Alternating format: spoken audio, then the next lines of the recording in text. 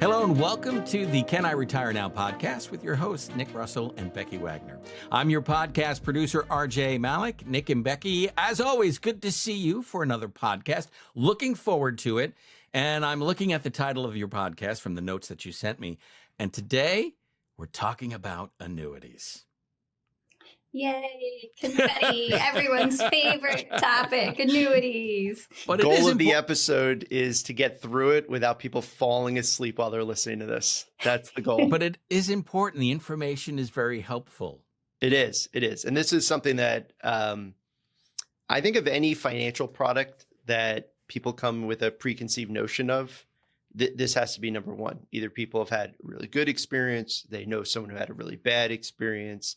So these tend to be really polarizing, and there's a lot of misinformation about them. So I thought, let's start with like a 101 class on like just the basic aspects of annuities. In the future, we'll go over like strategies and ways you can use them and all of that. But figured let's cover the basics today.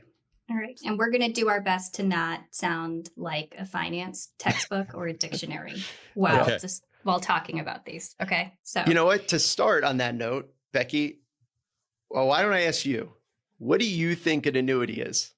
This do might you have be any idea or preconceived? For the quantity of finance classes I have taken. Let me see if I can bubble something up to the top here of what may resemble a definition. So it's an investment product is the word I've learned from you. An investment product. Scored one. There you go. One for Becky. That pays you annually or on a regular basis for some quantity of time. Like it's similar to a pension in that sense. Like you can pay into it and then it pays you back annually or at regular intervals. And that's the extent of my annuity knowledge. Okay.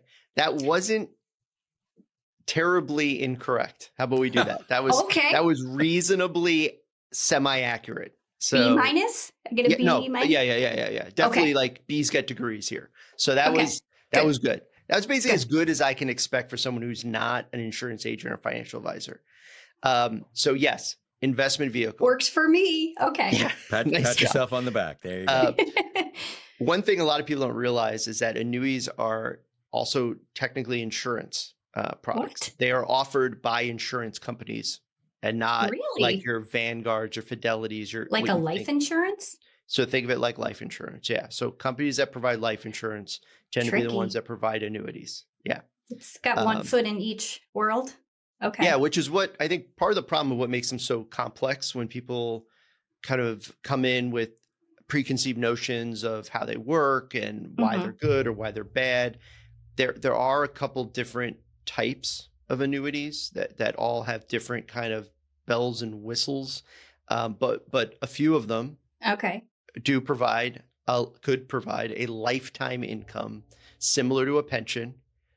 Pensions are technically annuities, but annuities are not pensions. It's like my gosh, fingers and thumbs again. Yeah, fingers and thumbs. That was fingers and thumbs from So all fingers are all thumbs are fingers, but not all fingers are thumbs. That's it. Yeah. So yes. So in my like 20 words or less what an annuity is, not that when we prepped for this, I should tell you that because I told Nick that this has the tendency to be dry. Like you need to be brief because he gets pumped about this. He's going to talk as long as we let him. So I said, figure out how to describe this in 20 words or less because we need people to keep paying attention. So Becky, you've known me over a decade. Have I ever explained anything in 20 words or less? No, but today's the day. Let's do it. Go for it. What is an annuity? I'm going to time them. Okay. Insurance-based investment product. Could provide lifetime income or principal protection or both. Wow. Yeah. Yes. Did I do it? Good job. Yes. Okay. Actually 18 seconds. Woo. Nice. Right. Okay. So 18 seconds. So you had me till principal protection. Yeah. But we'll get into it. Okay. All right. So the easiest way to explain, I think, to start explaining annuities is to discuss the four different types of annuities. So there's four different kind of general chassis that they fall into. The first one is probably easiest to understand is a fixed annuity. All So right. fixed means you get a fixed interest rate every year. So think of it like a CD. It's not a CD, but think of it like a CD. You put money in, they agree to pay you interest every year. It's the same rate. Maybe it's a 5-year product. Boom, boom, boom, boom, boom. You get the same interest rate every year. So you're getting the same interest rate and essentially the same payout every year?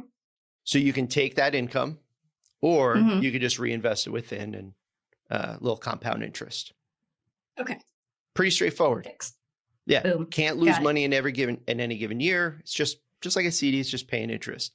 Little advantage as opposed to a Mhm. CD, you get tax deferral. So the interest you earn, if you reinvest it every year, you don't have to pay taxes on the actual gains until the product is up.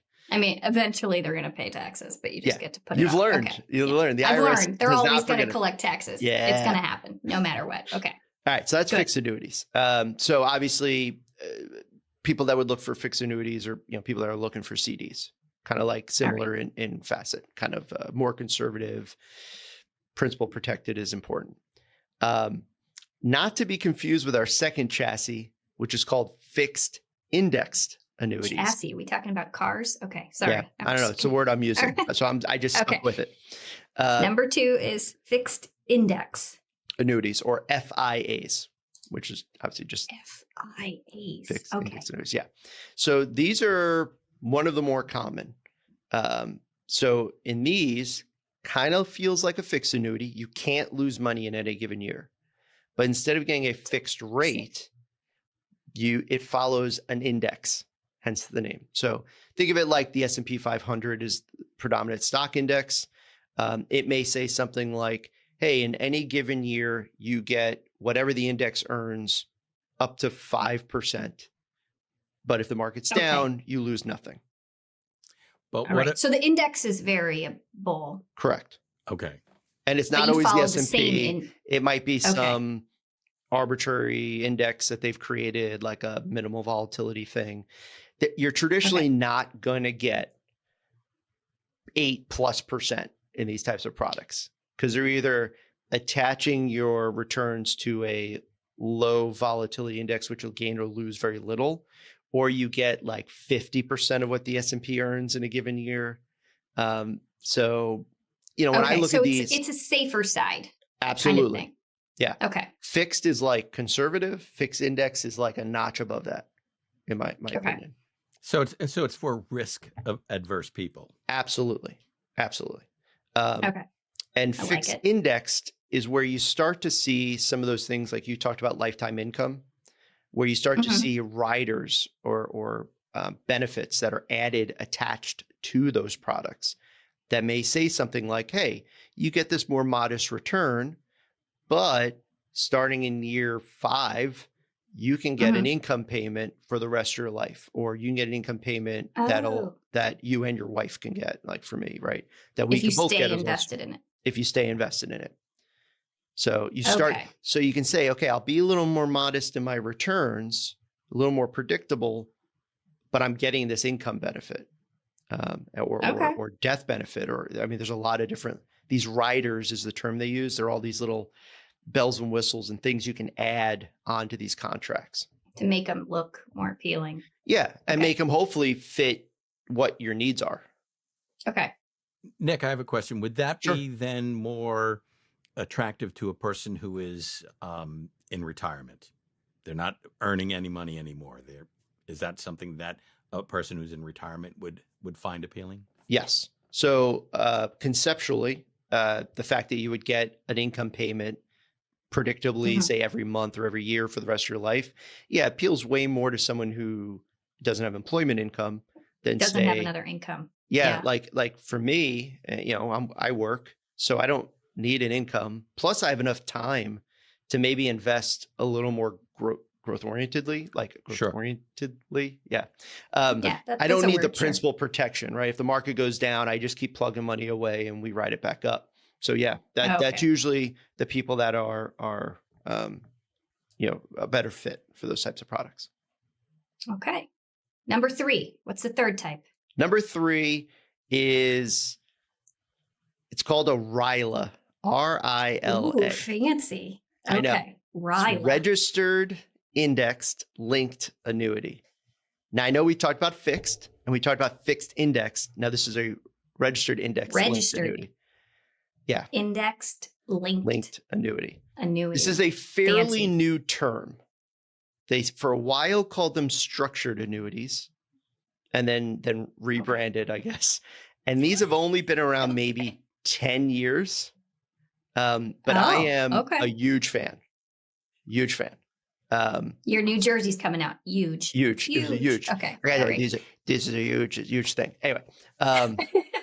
Why are you a huge fan? Okay. So, and I should preface this by saying I probably use annuities in general less than your average advisor.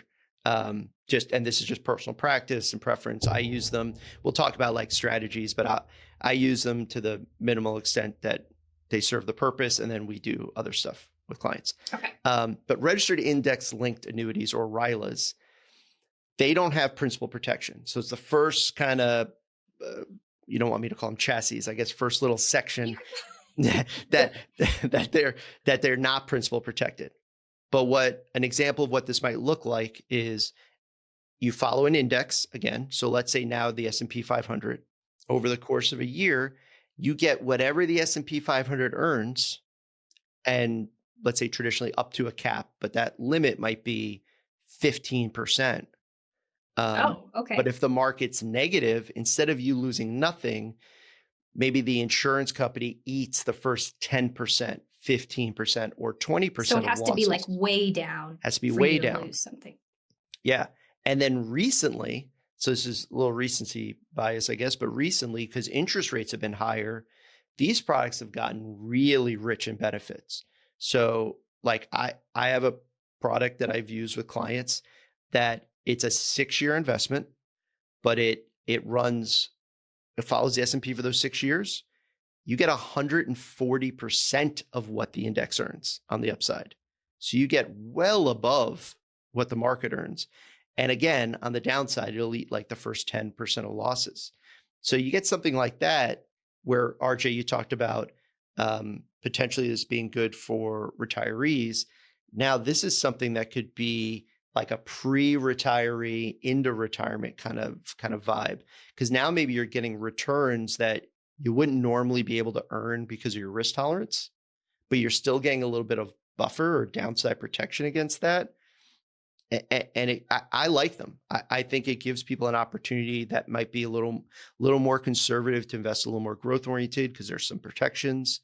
And again, some of the products are paying 110, 120, 130% of whatever the index earns. So now like clients are actually earning more on their accounts than like somebody who's just investing in the index normally.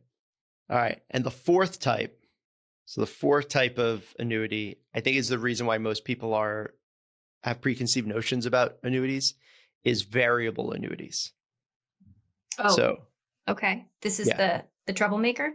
This is the troublemaker, because not that it's a bad product, because it could be used very effectively, just like anything else. But this is the one that you see recommended that maybe, at least I see it, maybe isn't the best fit, or people have had some issues with.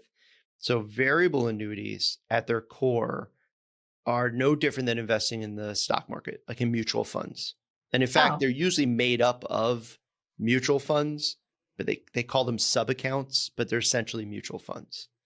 So so no principal protection, no buffers, or reduced downside losses. This is full breadth of the market. You can make a ton, lose a ton, all depends on how you invest it. So what makes this different than just investing in stocks? See, look, these are the questions that I think people should ask. That's so, I got to give you credit, Becky. This was not a pre-fed question. You're absolutely right. Like, why would I not just own? I know you're more than a pretty face. Why should people do? Why would someone do a variable annuity instead of, say, a portfolio of mutual funds? So it doesn't sound like there's any perks. No. And I would argue that if your annuity doesn't have perks, to use your terminology, or I use the terminology bells and whistles. There probably isn't a rationale in a lot of cases to use a variable annuity. But if you get a variable annuity that has, say, an income rider, something that would guarantee income for the rest of your life. Oh, okay. Or I had a client years ago who he actually had old annuities and we consolidated them into a new one, but he didn't really need income. But we used an annuity that had a death benefit on it that basically in short read, if you put $100,000 in, if you take your required minimum distributions out every year, you remember RMDs, as long as that's all you take out, when you pass away, your beneficiary gets the original amount you put in.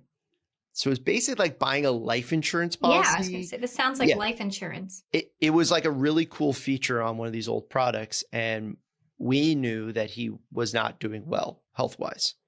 And so he was never going to get life insurance. And this was a way for him to take money out of his accounts that he was forced to. Sneaky. And he still was able to pass on money to his son, who now I work with. So it's all about the bells and whistles. Because there's income benefits and death benefits and all these riders and all this stuff. Baked into all of it is the exception of if this is non-retirement money. And this goes for all annuities, you do get tax deferral, meaning money that you would normally pay taxes on every year, the interest, the dividends, the gains, almost looks and feels like an IRA now, that it gets tax deferred and you don't have to pay it. It accumulates over time until you take the money out. So there is that benefit. And you get that with all of them. But variable annuities are the ones when people go, oh, I hear annuities have really high fees.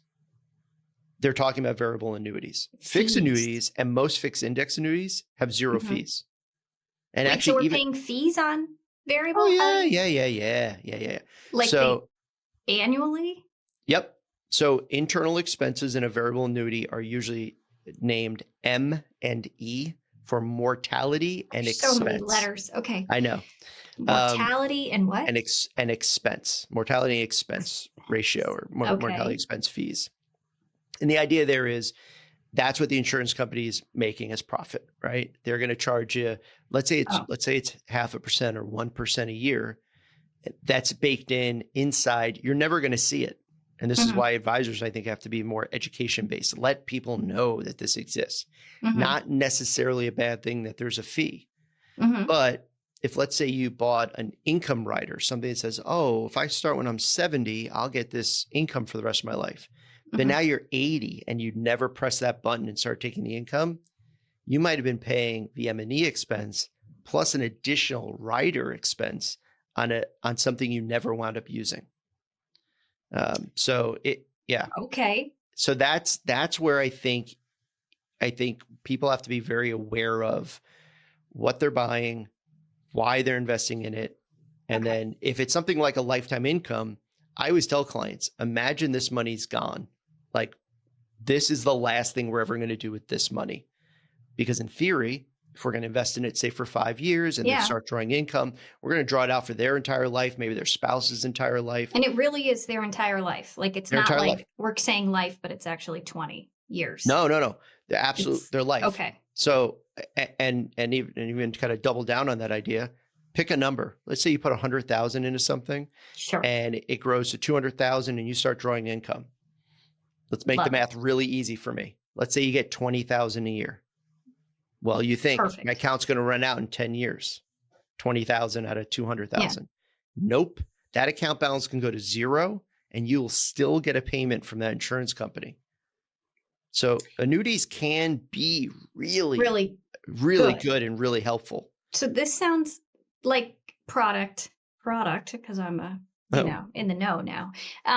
Look at you. So this is like a question I have. So is there a certain point in life or an investment that like annuity is the way to go? Like, it sounds like, okay, we're down to our last 100,000 or 200,000 and whatever, like, let's make sure we keep getting paid off of this. Is this something that everyone eventually falls into, like needing or being a good fit for?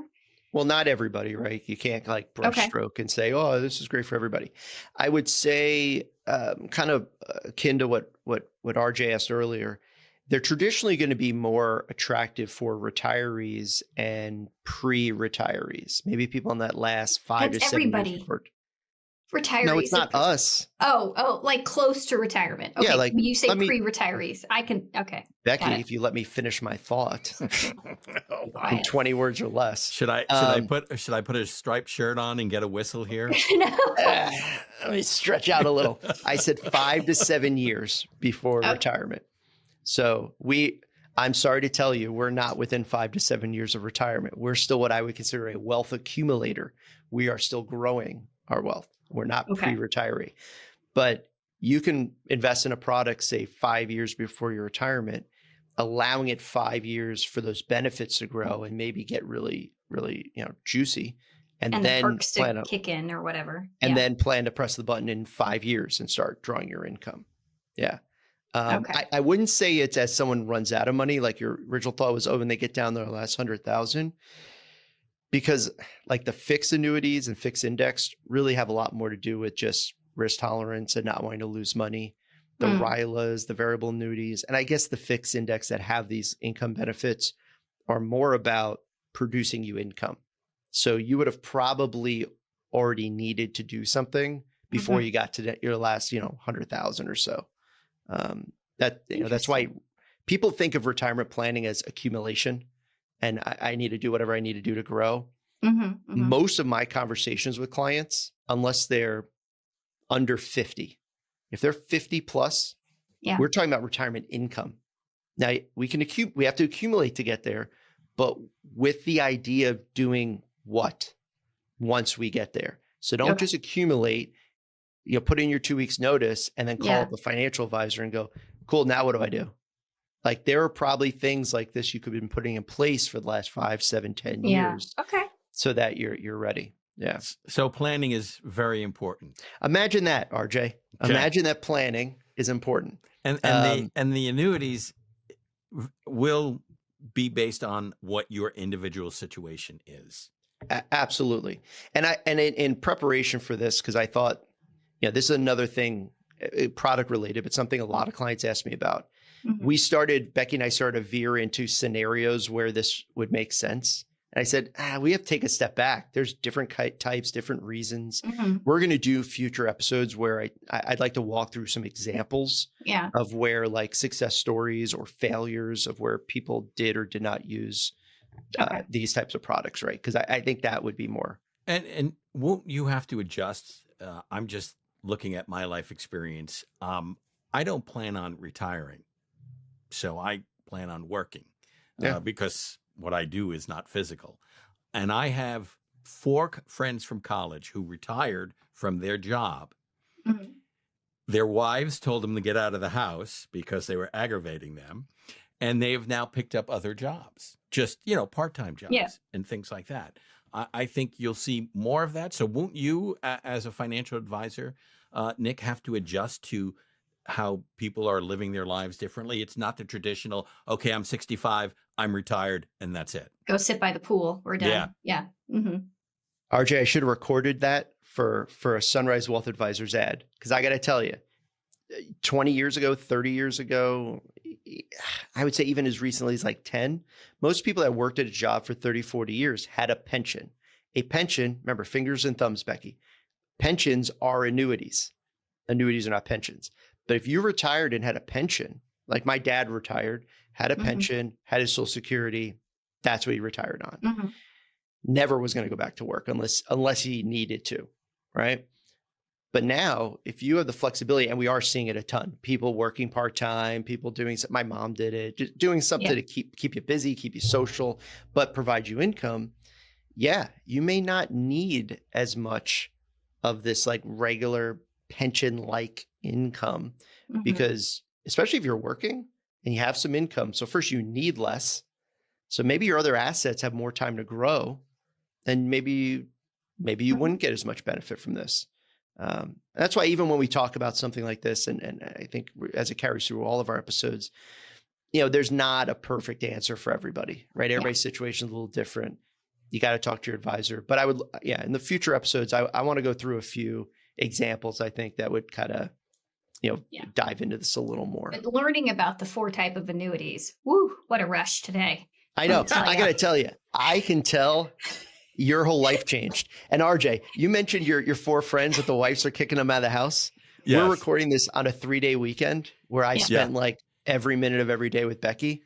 And notice I'm in the office recording this. It just kicked me out. I was like, we've had enough. And so I can only imagine if I retired. See you later.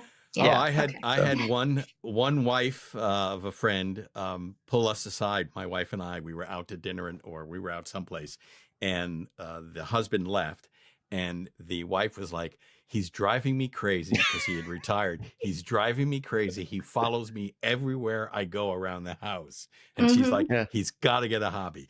Thankfully, during the nice weather, he's an avid golfer, so he's out now, 4 times, 5 times a week.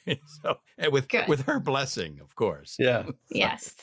So Becky, let me ask you. We covered the 4 types. I know this was thrilling content. Yeah, I've never been more excited. Do you have any questions? No, you covered it to the extent all I need today. I was going to say that you could consume. Yeah. But I do have a fun, I don't know if it's fun, but it's kind of silly. Wait. We have a fun fact about annuities.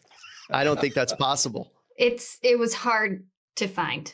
All right. I'm going to sit back and let's see if you can top the thrilling content that we just covered here today. So I'm on social media probably more than you. I know I am. Do you remember like 6 months ago, there was a trend going around that men think of the Roman Empire like once a day? You told me this, that every man thinks of the Roman Empire like once a day. Once a day, right? Like it's some weird I connection. definitely have, men. those moments where I'm like, if I time traveled, could I put on a suit of armor and do this battle? Like I think be about a gladiator. Yeah, right.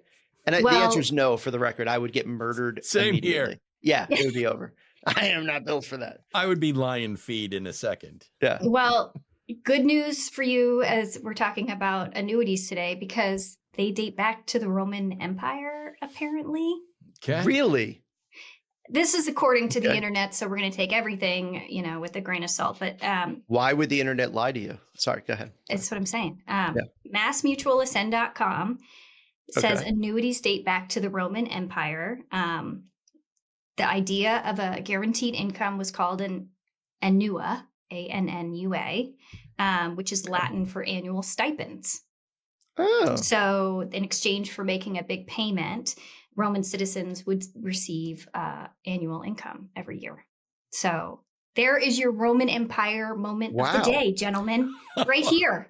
Thank you. Look no further. I gotta say, if you were to ask me when annuities dated back to, I would have been like 1970. Right. I would have never went that far back. Same here. Wow. No, it's the Roman Empire, and I just thought that was really funny because of the whole men think of the Roman Empire. Well, turns out even finance guys do too. Well, that's just a great way to wrap this up. Yeah. It's just a fun fact that I think got everyone thinking.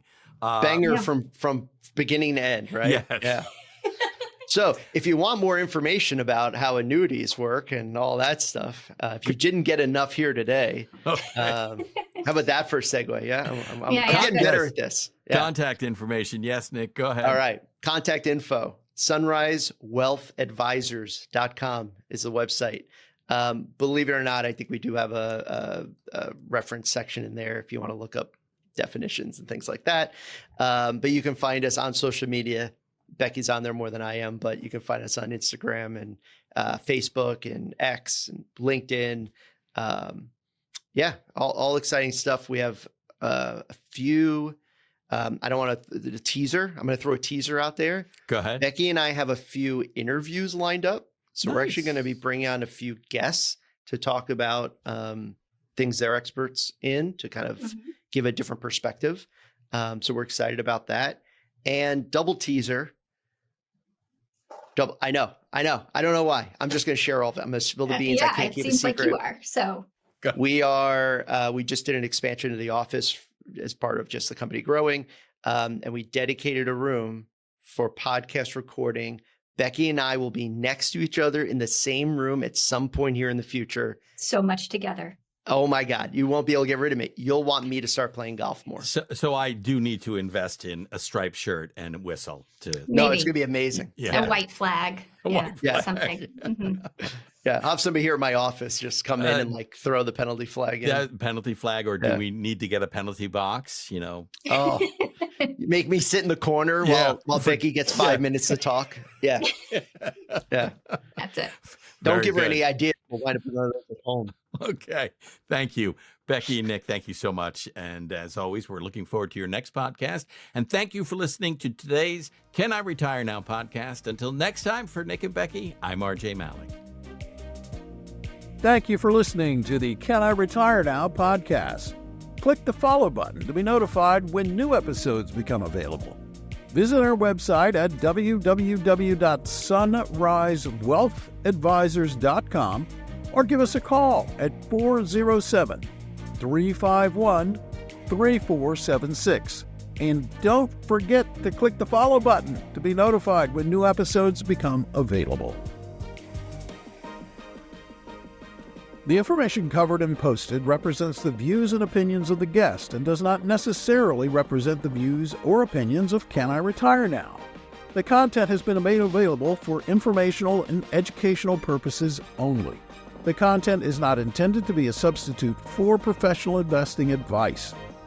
Always seek the advice of your financial advisor or other qualified financial service provider with any questions you may have regarding your investment planning. The views depicted in this material are for informational purposes only and not necessarily those of Cetera Advisors.